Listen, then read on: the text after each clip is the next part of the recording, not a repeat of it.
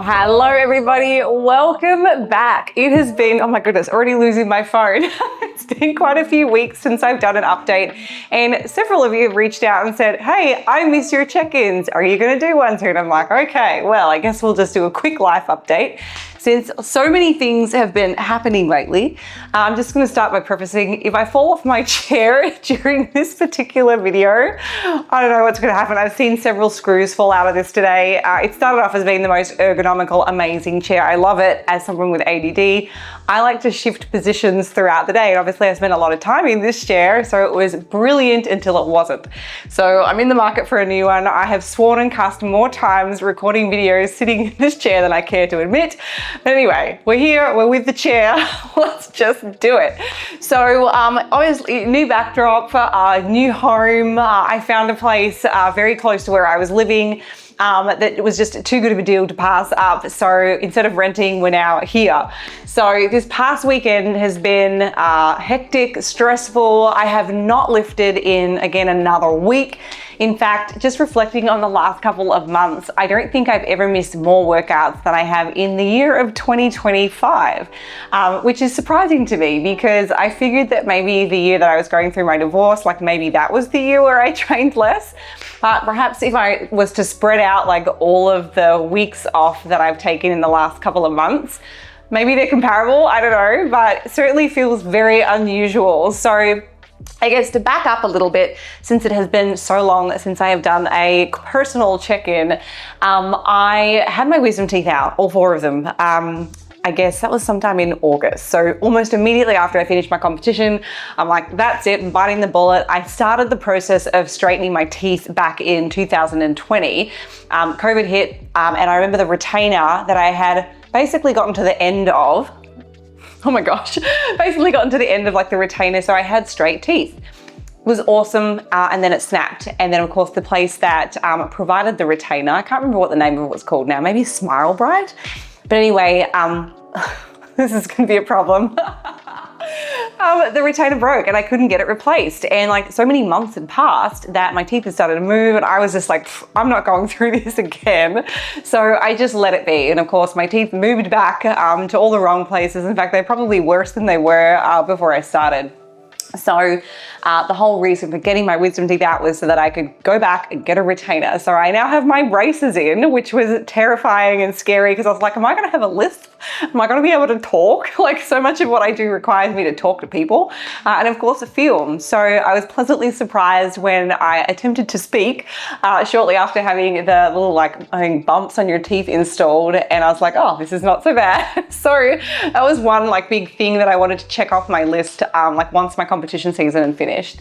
And then I was also scheduled back in 2022 to get, I guess, the stosis on my left eye, which is basically like a lazy left eye, repaired or fixed, I suppose.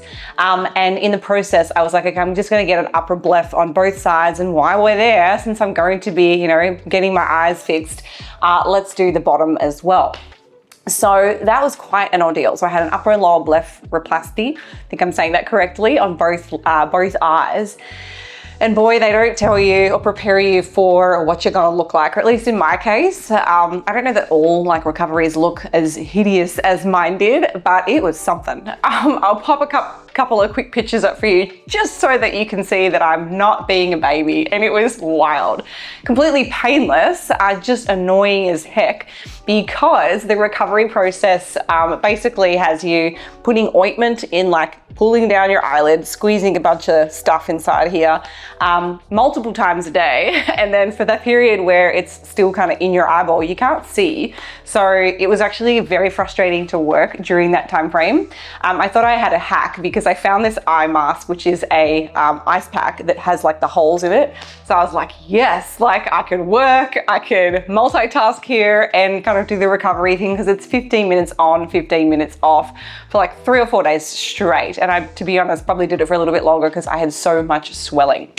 So that was certainly a process to recover from, but so far I'm modestly happy with the result. I think I just have to be patient and wait for all the scarring to kind of settle. But right now, like, I feel like I still need to wear makeup and I don't want to. Like, my whole goal is I want to have clear skin. I don't really want to have to worry about makeup. Like, what's the point?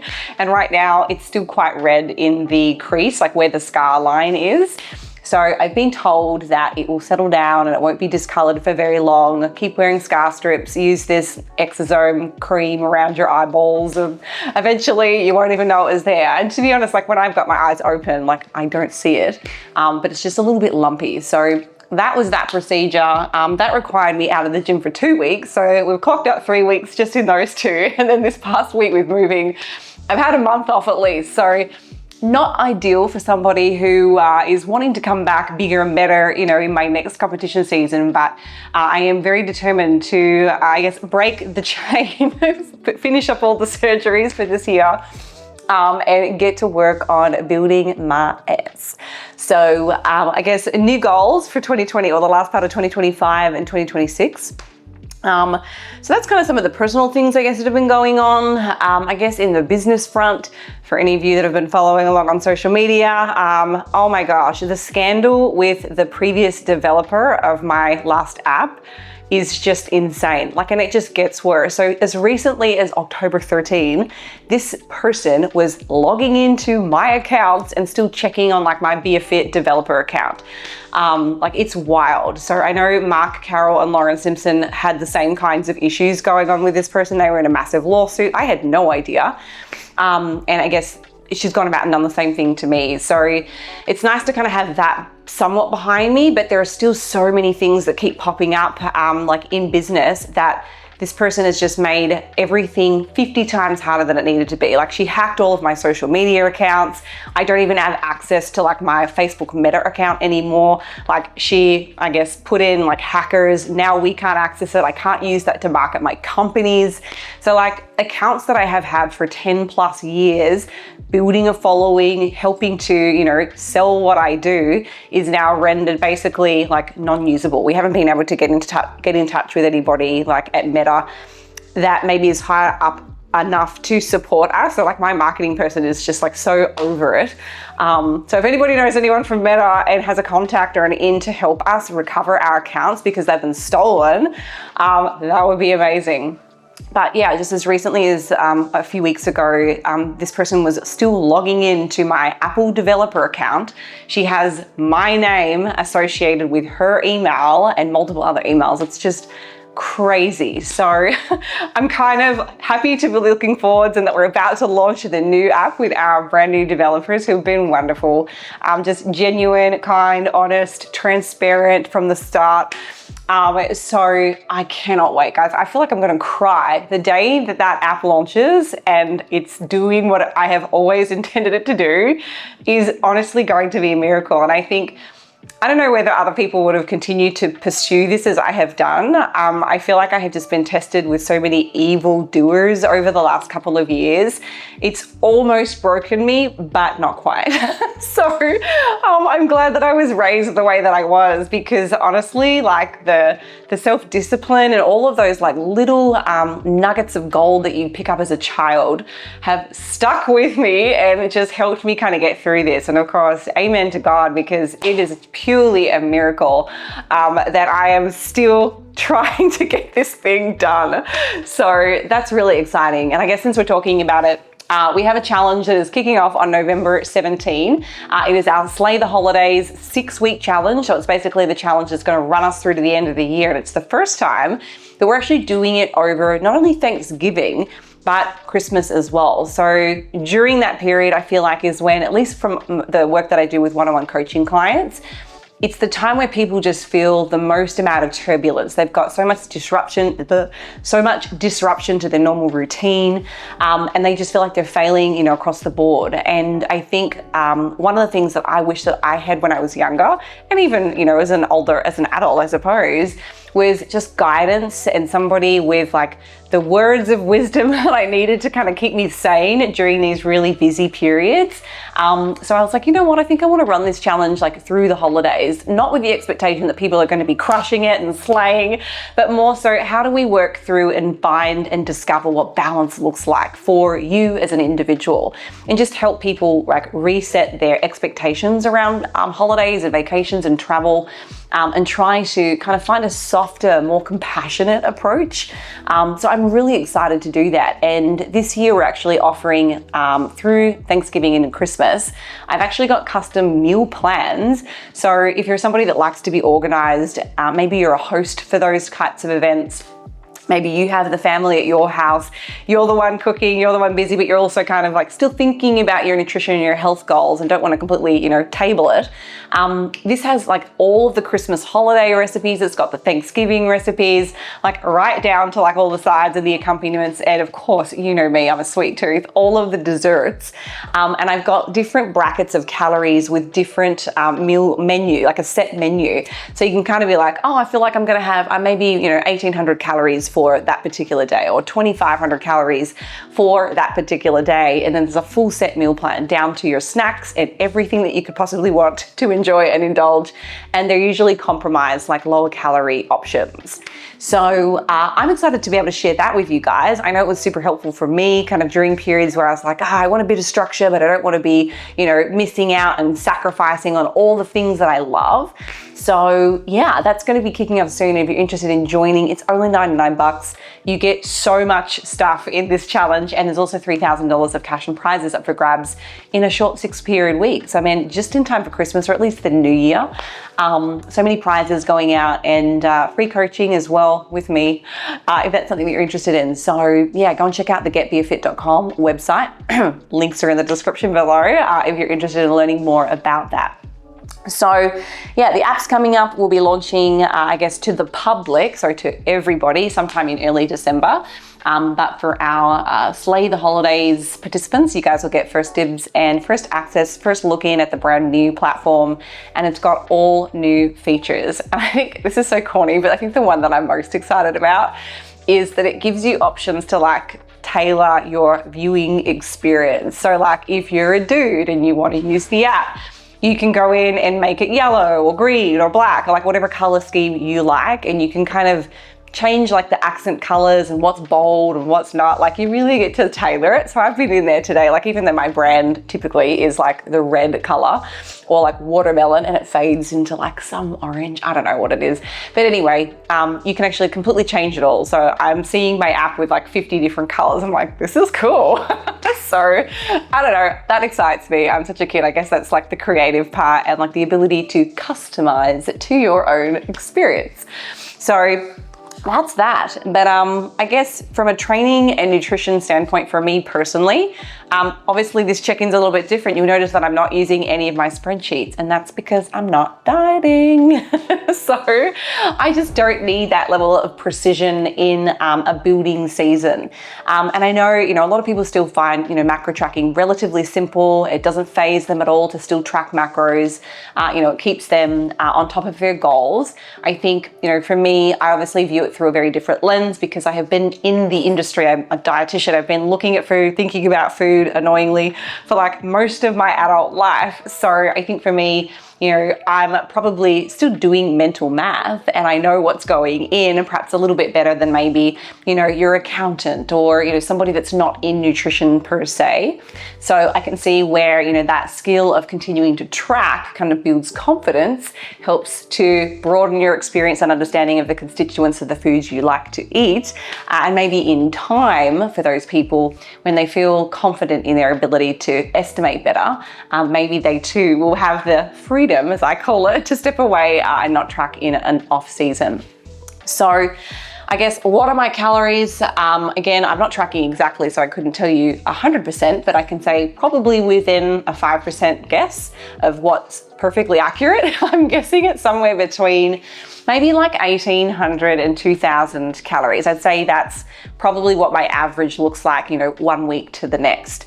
But it's not steady every single week. Obviously, I'm somebody that has pretty fluctuating energy expenditure. I don't follow a structured plan insofar as every day, you know, is not committed to the training program this day, that I'm definitely doing this thing on this day, and then this day it's going to be my cardio. It's whenever I can fit it. You know, I have to be flexible with what's kind of going on, you know, in my work and businesses. So some days my energy expenditure is so low, I might, if I was to look at my watch today, I'm confident that I've probably done maybe 3,000 steps. And that happens often, but there'll be weekends where, you know, I'll go for a run and a nice walk, and then we might walk to dinner and we'll walk home.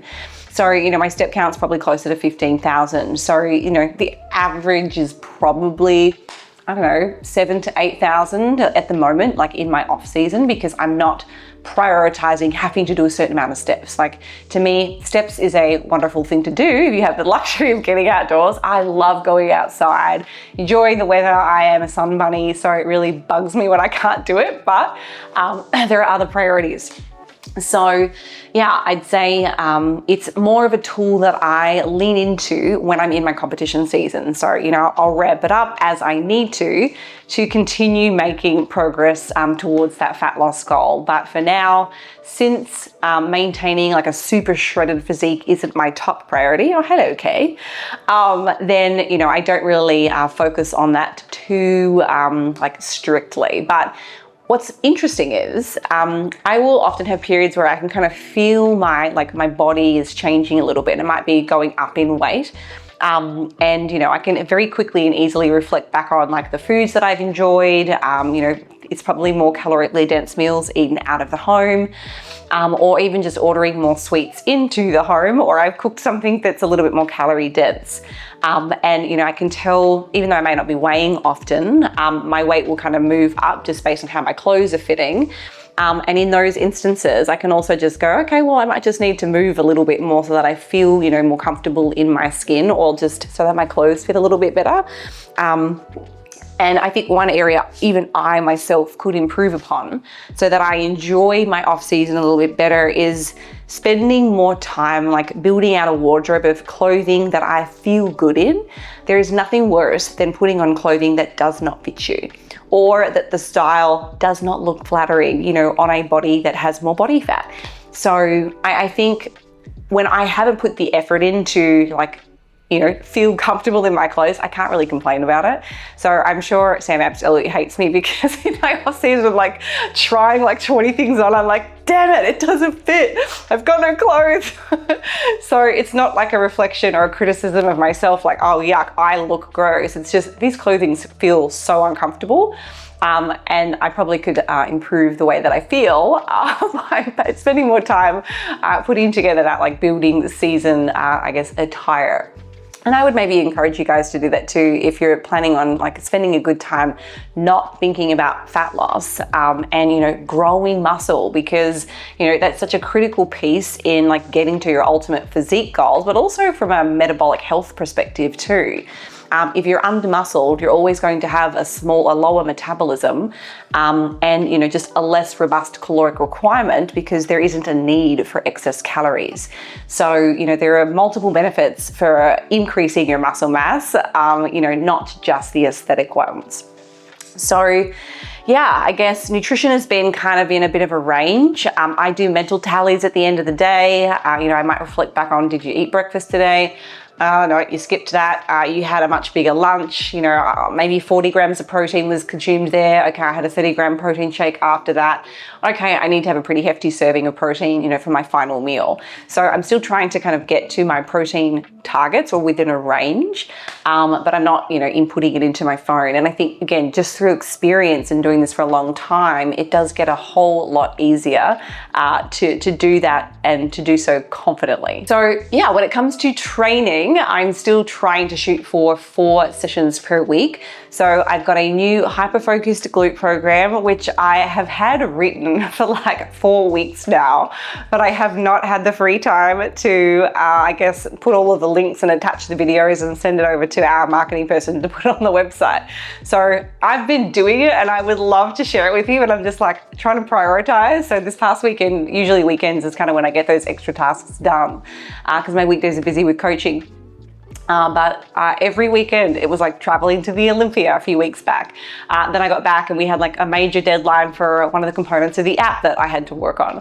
And then it was moving house, or like I've got to go and look at all the houses. You know, there's just always something.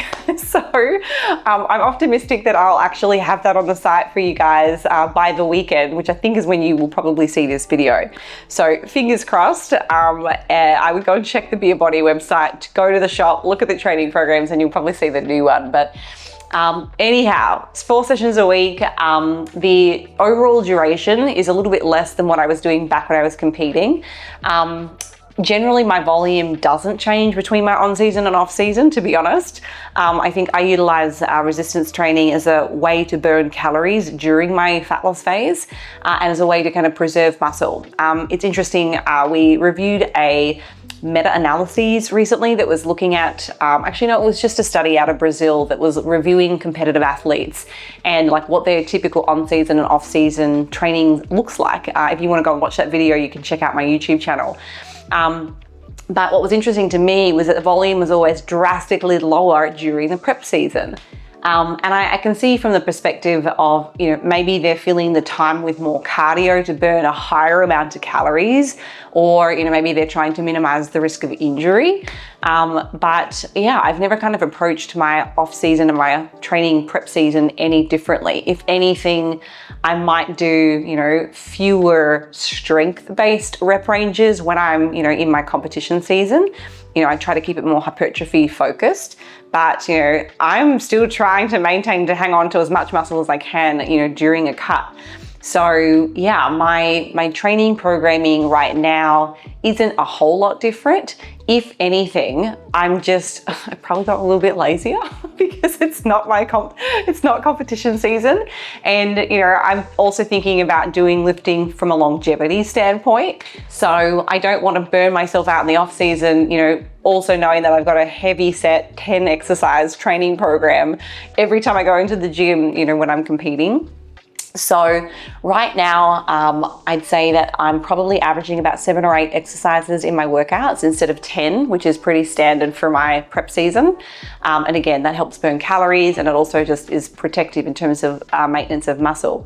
So yeah, a little bit less volume right now, but I'd say maybe the quality is better. I'm stronger, I'm fueled, obviously, a little bit more energy in the tank. And I am up 10 pounds from my last competition. So yeah, I think that's probably where I will cap, and occasionally, depending on what's going on and how inactive I am with work or what social events have been kind of coming up, probably means that my weight will fluctuate within like a 5 pound range. So it might go up a little higher. It doesn't tend to bother me too much other than the old wardrobe debacle. I run out of clothes to wear. But you know, in terms of like confidence and stuff like that, it doesn't necessarily bug me, but I do feel better when I'm kind of at a certain body weight. Like I feel, you know, fitter, I guess. I'm not lugging around as much excess that doesn't have a whole lot of benefit. So yeah, I think I'll stay right where I am, which is around, you know, that 135 to 138 range. So my stage weight's 127. So I'm popping up, you know, a good 10 pounds to my off season. So yeah, I think that's kind of where I'm at with life, training and nutrition. And I wanted to now go through questions because I put up a Q&A box a few weeks ago. Oh my God, animals, guys, anyone with pets? Are you just like me? Every time I look down, I'm like covered in hair. Anyway, it's on my phone. So yeah, you guys had submitted some really great questions. So I wanted to go through maybe for the next 20 minutes and answer those for you. So the first one that I'm looking at today is how much of the lean mass loss in a deficit is actually muscle? Great question, and it's a really common question. And I think it's also a common trigger for people dieting who go off and get a DEXA scan, who are very interested in seeing those changes start to finish. A lot of folks will have a goal of, I want to see how much muscle I can retain during this fat loss phase.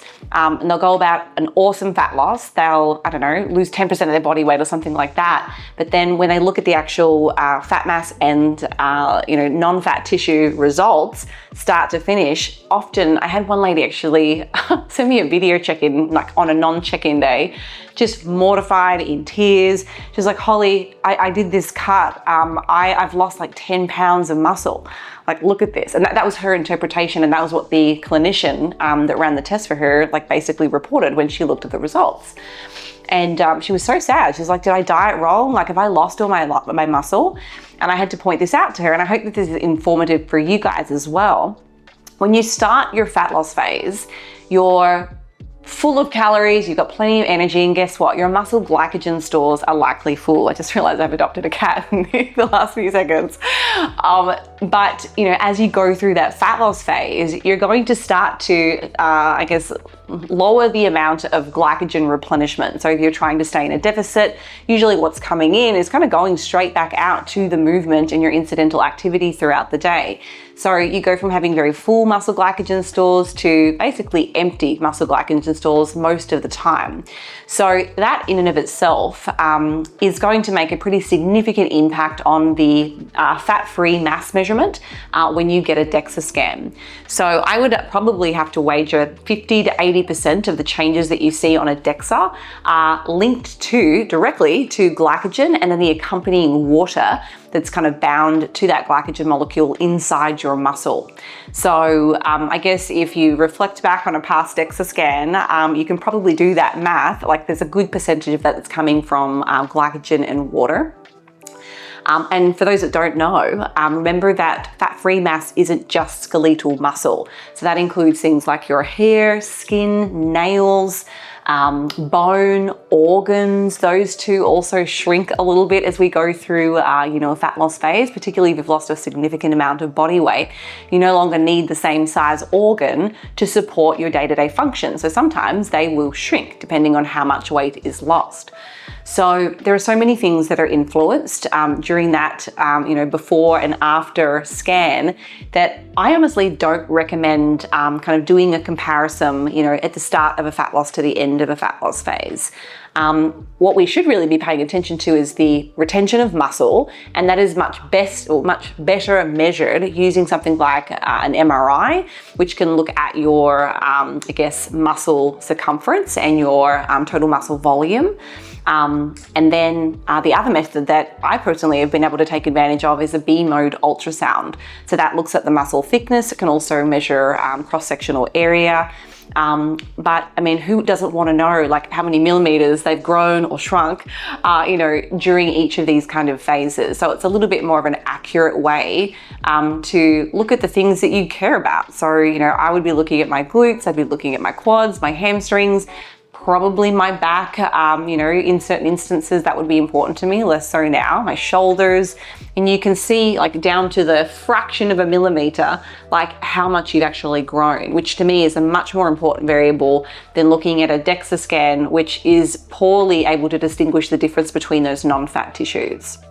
So I know that that's not really a definitive answer, like exactly 3 pounds is going to be, coming from lean tissue, but it really does depend on, the individual. So how you diet matters, the speed or the weekly rate of weight loss is important. So I would encourage you not to exceed, say, 1 to 1.2% of your body weight per week. That will basically allow you to lose fat and not compromise lean tissue. Obviously that's so important. And I know a lot of people want to go faster, but you've also got to consider the potential risks of going faster as well. So, slow and steady. I operate at like 0.4% of my body weight per week when I diet. So it means I need a longer time span, but let me tell you, it's a lot more sustainable. Also, just in terms of like the caloric restriction that I'd need to implement to get there faster. faster. Like I probably wouldn't be able to keep up with it, to be honest, or to commit to the amount of activity to keep me in the deficit to move at a faster speed. So the speed makes a difference to how much muscle you're able to retain. And then of course your total body weight is going to make a difference too if we're thinking about the absolute, values in pounds or kilograms. So thank you for that question. The next one is how to stop overeating and over-exercising. It's a vicious cycle. I just can't get out of it. First off, thank you for being so vulnerable and sharing that. And I'm excited to actually respond to this, as I know so many people struggle with this. And I did too. For anybody that might be newer to my channel, I had an eating disorder for 15 years. I had bulimia and binge eating disorder. And it wasn't until I was about maybe 25, 26, where I was like, I have had enough. This has ruined my life for so long. I'm done. That I started to get professional help. So I saw a therapist, and often it wasn't the food that was the issue. It was how I coped with stress and how I dealt with my emotions. I was raised in an environment that really didn't teach me how to communicate well. And it turned out to be a really big problem for me as an adult when it came to like navigating complexities in life and just being an adult. So anyway, I think step number one, you mentioned that you feel like you overeat. Why is that the case? There are many reasons why people overeat. Often it is related to true physiological hunger. So I need to ask you the question, are you giving your body enough fuel to get through all the things that you are wanting to do in a day? If you restrict too significantly, guess what? We have built-in biological systems that are going to say, nope, not having it. And they send signals to our brain to eat. So I think for me, at periods where I have had the most amount of, overeating or binge eating, back when I had my eating disorder, it was when I was trying to restrict. And guess what? I wasn't just doing a little bit of a deficit. I was trying to go all in, low calories, trying to do it every day, no exceptions, rain, hail, or shine. I was not a very compassionate or forgiving person to myself. And for that reason, I was constantly low leptin, high ghrelin, signaling my brain to eat food. So I would think about the calories that you're currently on, and are you giving yourself enough fuel, like a realistic amount that's going to help you starve off some of those hunger cues that are going to drive you to want to eat.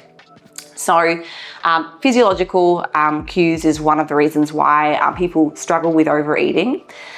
Or maybe you're kind of in that cycle of overeating, restricting, overeating and restricting. If that is the case, I need you to stop restricting if you have an episode where you overeat. I know the guilt sinks in, there's that feeling of shame and frustration and just disappointment. And I mean, that's all something that we can let go of if we choose to. And that's really hard, but it's not impossible. But you have to get past wanting to restrict on the other side, because tomorrow when you restrict your calories, let's say you ate 3,000, 4,000 calories in a binge episode, and tomorrow you're like, well, I deserve nothing, or very low calorie, something that's just simply not sustainable given what you are doing tomorrow. You're still going to get those same hunger cues, but it comes back with a vengeance.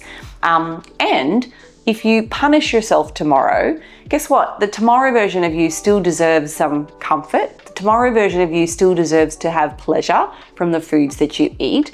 So you're depriving yourself of something that you genuinely as a human deserve and need for a diet phase to feel sustainable. So rather than restricting the following day, might I just suggest going back to your normal targets rather than punishing yourself. And then tomorrow, when you feel like having a little treat or something that just leaves you feeling good and you say no, it's just putting that food back up on the pedestal that it's been living on. And it just creates a more dysfunctional relationship with that food. You got to get it down off there, back to a normal playing field, just like every other food. So no more restricting if you have an episode of binge eating. I basically had to say to myself, this is not happening anymore. Like, it's not an option. You're not going to let yourself continue to, destroy your mind and your relationship with food by punishing yourself the following day. If you're somebody that struggles with purging, and I know there are a few people that do, have this, you have to stop it. Like, you just have to draw a line in the sand. And the day that I said to myself, I'm not using this as an out anymore from my overeating episodes, I've never done it again. And I don't know what it took. It took a lot of pain and discomfort. And you know how that saying is, sometimes you have to hit rock bottom before you make a change. When the pain of staying the same outweighs the pain of change, that's usually when people take action. And that's where I got with my eating disorder. So the day that I just decided I'm not going to purge anymore, and I'm not going to restrict, I'm not going to excessively exercise because I think that I've done something wrong, everything started to change, and it got a little messy. It doesn't get better straight away. It takes a little bit of time, especially if you've had these coping strategies and you've had this, I guess, behavior become a habit for a number of years. And for me, it was 15 years of this kind of vicious cycle. And I was like, I've got to get off the ride. So I just cut ties. Those were no longer an option.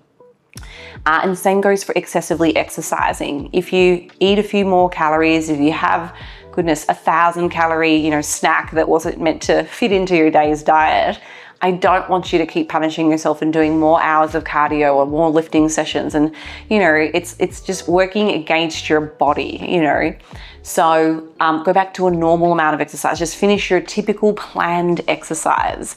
And again, I think that will help prevent the increased hunger. It prevents this kind of dysfunctional relationship that we have with food. And it messes with your hormones, it messes with everything. So I guess moving away from the extremes and trying to kind of bring yourself back to more balance generally leaves you feeling a lot better, and it helps improve your relationship with food.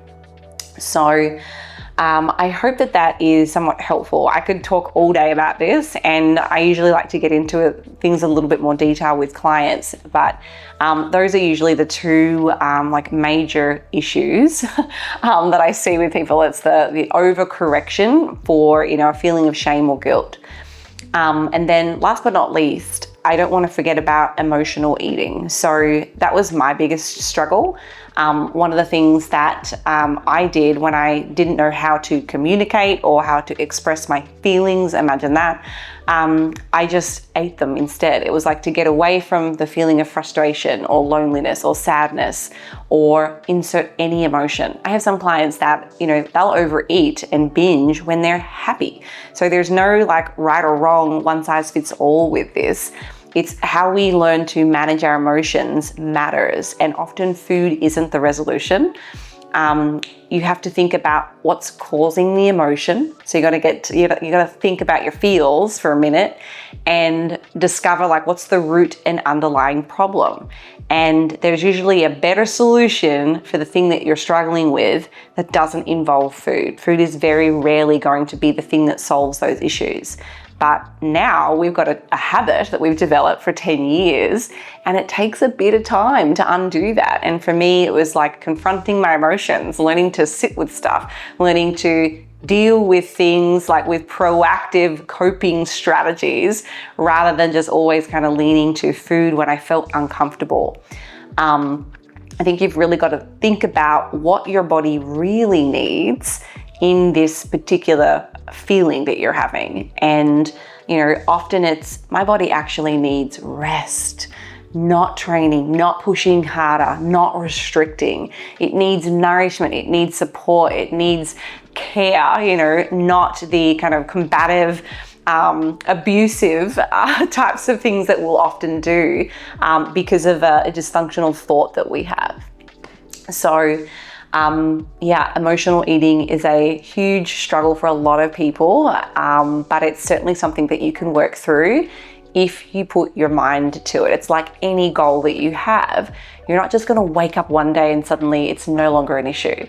It's like if you have a goal, I'm not just going to wake up and be a stage lean, 10% body fat competitor if I don't plan, if I don't think, if I don't strategize, if I don't give time to the thing that I want to improve. So the same goes for these types of psychological dysfunctions. You need to be intentional and give time to it. They don't just disappear, especially if they're things that we've kind of developed and adopted over a lifetime, as an adult. So that's that question. Let me go down to another one. I had somebody ask, and a client as well, and I want to answer this for them too. The do's and don'ts of all the protein bars on the market. There are so many. There are vegan, plant-based protein bars. There are collagen protein bars now. There are healthy, natural protein bars. And then, of course, there's the typical bars that are kind of marketed maybe towards bodybuilders, high in protein. And then there's bars that are like meal replacements. I mean, there's so many. So I guess my first question or my first suggestion for people choosing a protein bar would be like, what purpose is it serving? Is it meant to be a meal replacement? Because that's a very different conversation than I need something to snack on that's going to hold me over to my next meal, but still gives me a good amount of protein. So if it's that option, I would say start by choosing a bar that has about 20 grams to 25 grams of protein. That's a great bar. If it's 19, if it's 18.5, that's pretty good. I'd say that still fits within that kind of that range for protein. If the protein bar has, say, 8 grams of protein, but it has 25 grams of carbohydrate, so the ratio is kind of almost flip-flopped in reverse, to me, that's not really a great protein bar. Unfortunately, you know, I'll look in the supermarket all the time and there are products that have just gone crazy. They're getting a lot of attention on social media.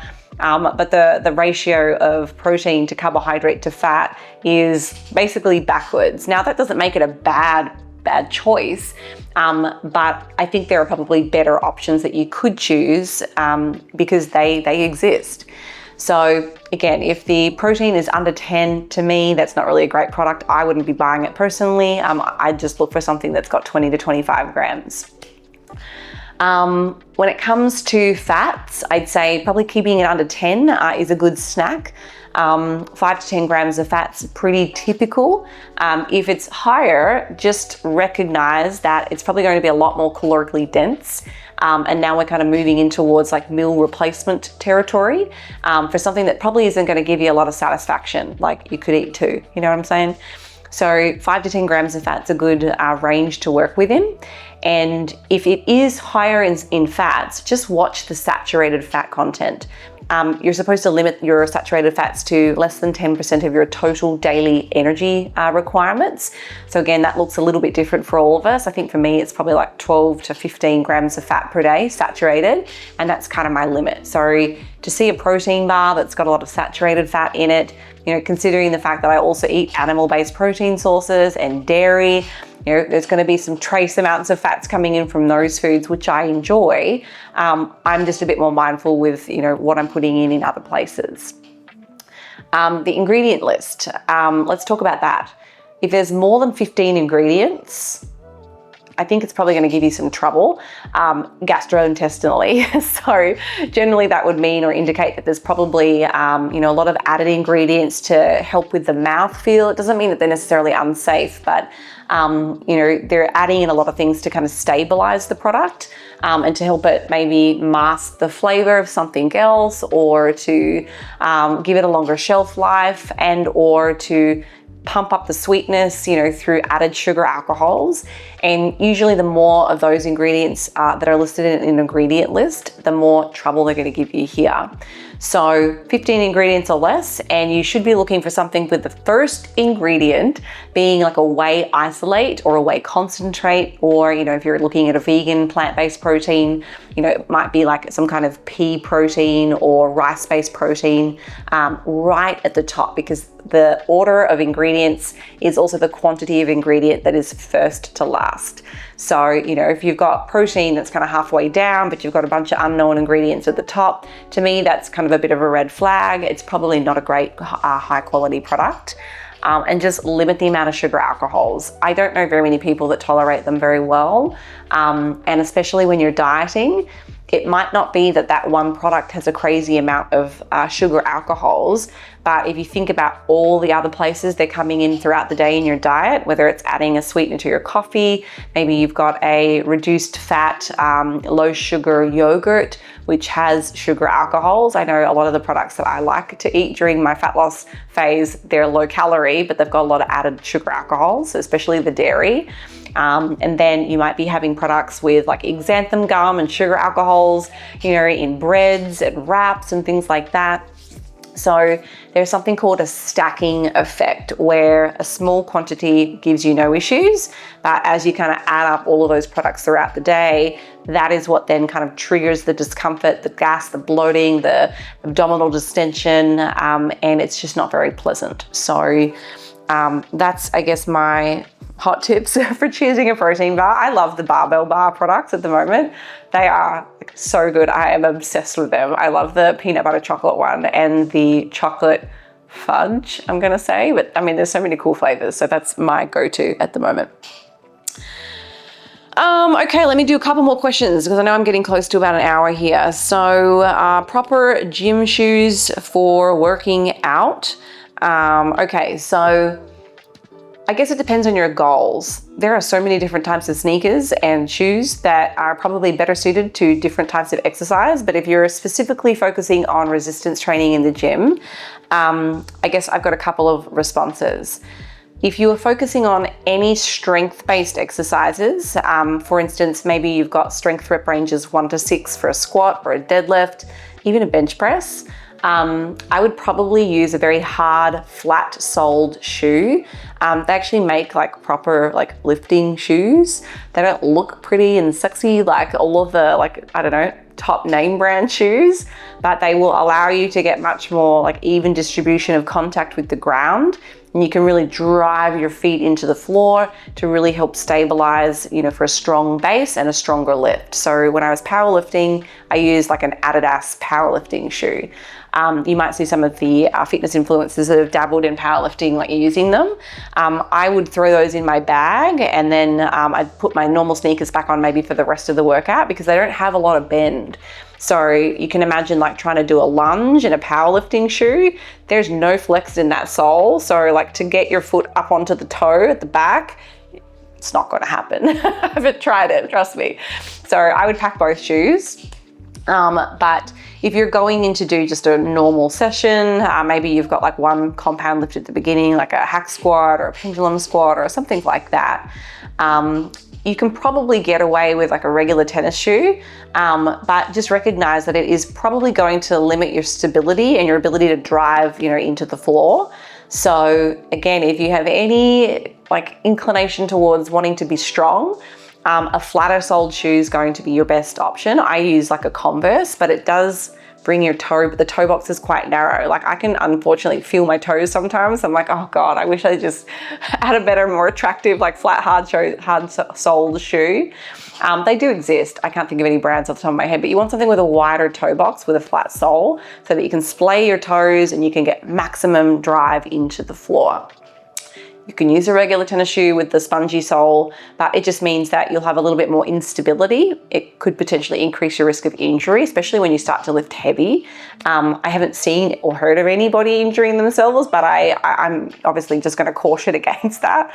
And you know, if you're trying to improve week over week and get strong as well as build muscle, you'll probably limit your top end strength if you constantly train in a tennis shoe, but I'm a hypocrite for that. I mean, I do it all the time.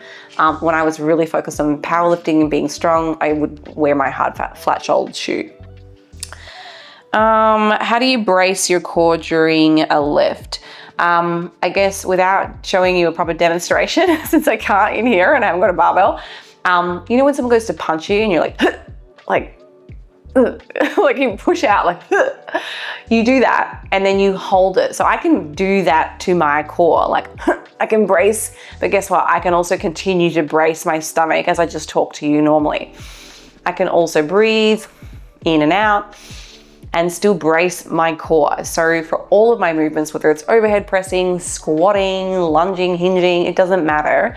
I still brace through my core. And the benefit of doing that is it will help you with your strength, but it also protects your spine. You don't want a sloppy, wet noodle spine when you're lifting heavy loads because you're subjecting yourself to a major injury. So always brace. And when I'm squatting, I'll actually do the Valsalva, which is like and I'll push the tongue to the roof of my mouth just to get extra stability everywhere. It's just a really good training cue. And I will hold my breath when I'm doing heavy lifts after I've taken a big breath. So I basically fill and expand my lungs, maximum pressure out into my lifting belt. and I'll hold it all the way down. And as I'm kind of ascending, I'll exhale, and then I take another breath for my next lift. So you'll see me doing a lot of breath work during like a 5 rep max or a 6 rep max. And it's just to maximize the stability through my core. And even for some of the overhead pressing movements, again, if I'm focusing on strength, I would do the same thing. So a little bit of breath holding as I kind of descend, but then I'll exhale, get rid of all that air out of my lungs to kind of help drive me through the concentric phase of the movement. And then I'll reset, take another big breath. I might have a really old video on YouTube, but yeah, they're just really old. I don't know that I would change any of my suggestions. It's just, they're such dorky videos. But anyway, okay, last question. What have we got here? I missed you checking videos. Mental ups and downs with prep, show after show. I think you build confidence in yourself the more you've been doing it. I mean, I've been competing for over 10 years now, so I don't feel like I have the big ups and downs like I used to, but I think a lot of that used to be tied to my identity when I was lean. Now, don't get me wrong, I love a shredded looking lean physique. It's so impressive because I know what work goes into getting there, and to have a lean and shredded physique that's also muscular. It actually makes me a little sad because now I compete with the IFBB. The bikini category specifically doesn't want like the shreddest individual. Now, some of the girls still get very shredded, don't get me wrong, but like I look at some of my, friends that are competing in different federations, and they're like way leaner, and I'm like, oh, I wish that I could do that, but it's not going to be awarded in the IFBB. So I love how that looks, but I'm also realistic in that that's not sustainable. And it's frustrating because I'll get the most compliments on my physique then, and like, oh, I aspire to look like you. And this is coming from people that aren't competitors. And I don't want you to have the belief that that's a normal physique that you should be striving for or chasing. It is not healthy. It looks cool. I will subject myself to that for a short period of time, but I am right back out. One of the good things is I diet in a way that is preserving my hormones to the effect or to the extent that I don't lose my menstrual cycle. So that's one thing that I tend to use as a bit of a red flag for someone's leanness. Once a female loses their cycle, it's probably not a good thing. And, I will also know, for matter of fact, I see big decreases in my testosterone, my thyroid hormone falls outside the normal reference range, my leptin tanks, like everything kind of moves in a negative direction. And those are all really challenging, physiological changes that then have a lot of physiological consequence and psychological too. So short period of time, it's a great goal to aspire to, but we shouldn't be hanging on to that. We need to learn to be comfortable in our skin all throughout the different phases. They're all beneficial in different ways. And to be honest, I am a much happier, healthier individual when I'm not like right at that, super shreddy time. It is so time consuming. There's nothing balanced about it. Sure, I might diet in maybe a more balanced way than most competitors because I eat out and I try not to like give up my social life and my mental health, but it requires a lot of sacrifice and just the time that it takes from your everyday life. I'll have like mums and women come up and say, could I do a competition? And I don't know that I would be doing it if I had children, not without like a very stable life everywhere else. My life is far from stable at the moment. So, it's so difficult. And I say that without children. So it's really difficult, but I think I've learned to kind of, let myself move back up, in weight in my off season, and I don't feel the same like attachment or identity. It's cool and fun to be shredded, but I also am and have learned to enjoy the off season for all of the other beautiful things that life offers. And I generally feel a million times happier having that mindset than the mindset that I used to have, which was I want to be lean and shredded all year round. Why can't I do this? So I think for anybody that is struggling with that, spend time improving your mentality and your mindset because you will be a happier person for it. And again, you're not just going to wake up and suddenly love, a higher body fat physique. That is going to require intentional effort, surrounding yourself with people that support that notion, that encourage you to love yourself wherever you are on your journey. And yeah, it takes effort. So I think that's going to be my last response for today, because I'm running out of probably battery and energy.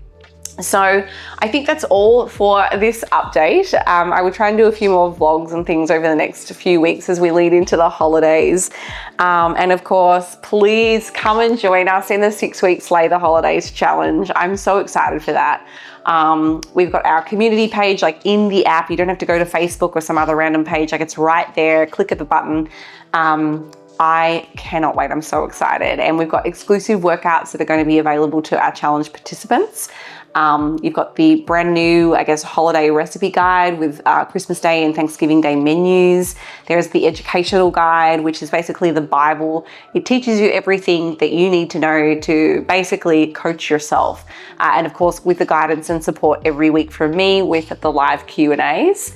And it's just a fun place to be. There's like so many like amazing women, so supportive, and like I really look forward to the live Q&As because you guys ask amazing questions, and it's just a great way to connect with other like-minded people and feel supported, you know, during those like challenging times. So yeah, if you want to get strong or fit or lean or learn how to do maintenance better, like come and join the challenge. There is a category for everybody. And of course, like I said, there's $3,000 up for grabs. I'll drop the links on the screen for you and also in the description. And I will see you in my next update. Bye guys.